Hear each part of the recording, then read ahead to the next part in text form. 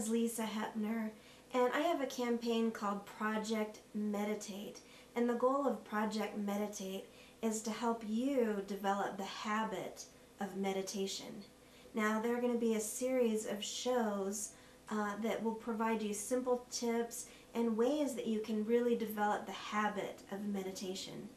Now, today's segment is going to discuss the 6 biggest obstacles to meditation and how to overcome them. I did an international survey asking people what are the biggest obstacles to meditation.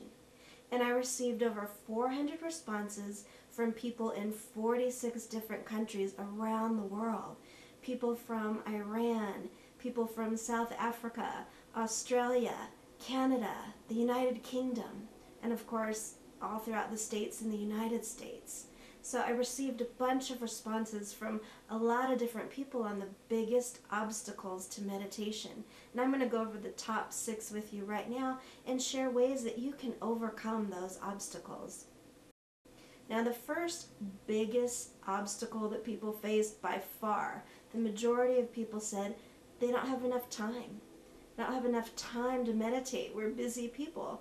And the interesting thing about this is I thought this would be an American phenomenon, but it was really mentioned by people from all over the world. So it's not just us in America. We think we lead busy lives, but people all over the world are facing the challenge of not having enough time to meditate. And so one of the simplest things you can do to start incorporating meditation into your daily life is to take what I call the Don't Wait, Meditate pledge, where you convert your waiting time into meditating time.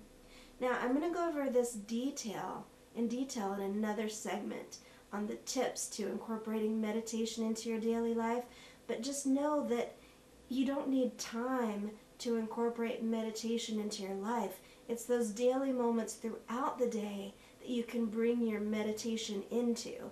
And again, the easiest thing you can do right now is to start converting your waiting time into meditating time. So next time you find yourself waiting for an appointment, go ahead and use that time to meditate. If you did this one simple thing, you'd have a regular meditation practice.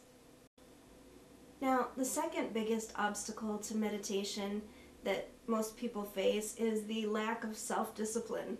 I know that I had that obstacle. I would be gung-ho, from New Year's, or I'd just set a goal to myself. I'm going to meditate every day. And then I'd go for a week, and then I'd get busy, I'd do something else, and I'd forget. And I had this pattern of really not being able to incorporate meditation into my life on a daily basis, because I too lacked the self-discipline.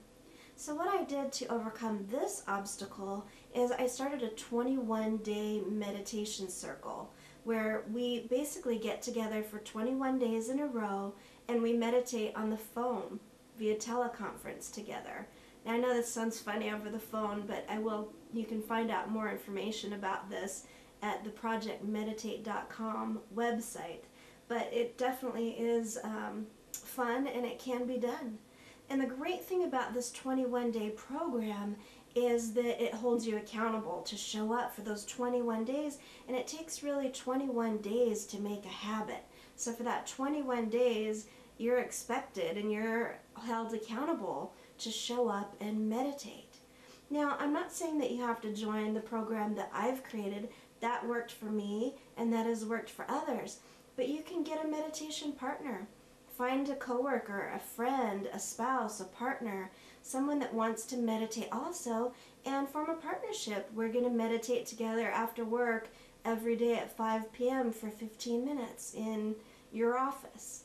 Or find a friend or a spouse, a coworker, somewhere where you can even call. They can even be long distance. You can call them and say, did you meditate today? And you hold each other accountable.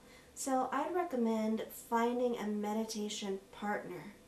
Find someone that will hold you accountable. We know that with exercise, you experience greater success if you have an exercise partner, because you're not going to leave someone waiting for you at the gym if you're going to go exercise together and meet at the gym. You're more likely to show up. Same with the meditation. If you've made that commitment to a partner to meditate at a certain amount of time and to hold each other accountable, you're going to show up for that.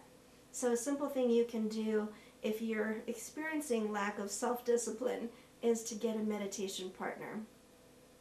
Now the third obstacle that many people face, and this was again a common thing that people mentioned on the survey that I compiled, is that, well, I don't have the right place to meditate.